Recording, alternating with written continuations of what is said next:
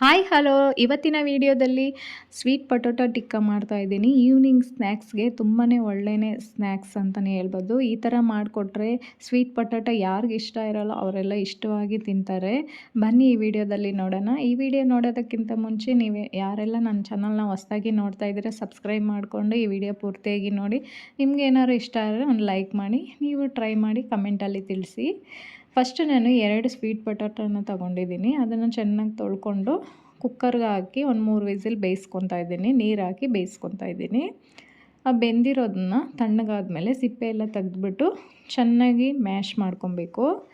ಅದು ಗಂಟಿಲ್ದಿರ ಚೆನ್ನಾಗಿ ಮ್ಯಾಶ್ ಮಾಡ್ಕೊಬೇಕು. ಅದಕ್ಕೆ ಸಣ್ಣದಾಗಿ ಕಟ್ ಮಾಡಿರೋ ಒಂದು ಈರುಳ್ಳಿ, ಆಮೇಲೆ ಒಂದು 5-6 ಹೆಸರು ಬೆಳ್ಳುಳ್ಳಿನ ಸಣ್ಣದಾಗಿ ಕಟ್ ಮಾಡಿರೋ ಬೆಳ್ಳುಳ್ಳಿನ ಸೇರಿಸ್ಕೋಬೇಕು. ಜಿಂಜರ್ನೂ ಅಷ್ಟೇ ಸಣ್ಣದಾಗಿ ಕಟ್ ಮಾಡಿರೋ ಜಿಂಜರ್ನ ಸೇರಿಸ್ಕೊಂಡು ಒಂದು ಹಸಿಮೆಣ್ಸಿನ್ಕಾಯಿನ ಸಣ್ಣದಾಗಿ ಕಟ್ ಮಾಡಿ ಹಾಕ್ಕೊಬೇಕು.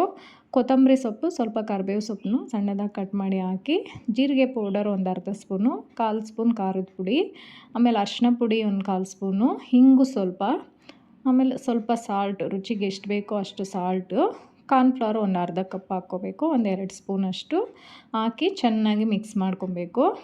ಅದು ಎಲ್ಲ ಮಸಾಲೆ ಎಲ್ಲ ಚೆನ್ನಾಗಿ ಮಿಕ್ಸ್ ಆಗಬೇಕು. ಆ ಥರ ಮಿಕ್ಸ್ ಮಾಡಿಕೊಂಡು ನಮ್ಗೆ ಯಾವ ಶೇಪ್ ಬೇಕೋ ಆ ಶೇಪ್ ಮಾಡ್ಕೊಬೋದು. ರೌಂಡ್ ಶೇಪ್ ಮಾಡಿ ಇಟ್ಕೊಂಬಿಟ್ಟು ಫಸ್ಟ್ ಎಲ್ಲದನ್ನೂ ರೌಂಡ್ ಶೇಪ್ ಮಾಡಿ ಇಟ್ಕೊಂಬಿಟ್ಟು ಆಮೇಲೆ ಈ ಥರ ವಡೆ ಥರ ತಟ್ಕೊತಾ ಇದ್ದೀನಿ.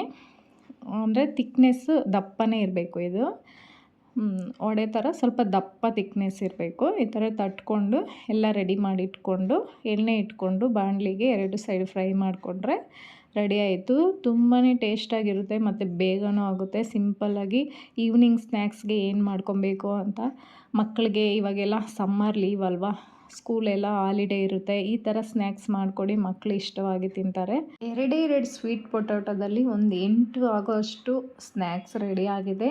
ತುಂಬಾ ಬೇಗನೂ ಆಯಿತು, ತುಂಬಾ ಟೇಸ್ಟಾಗೋಯಿತು. ನೀವು ನಿಮ್ಮ ಮಕ್ಕಳಿಗೆ ನಿಮಗೆ ಮಾಡ್ಕೊಂಡು ಈ ಥರ ಮಾಡಿಕೊಡಿ, ತುಂಬಾ ಇಷ್ಟಪಟ್ಟು ತಿಂತಾರೆ.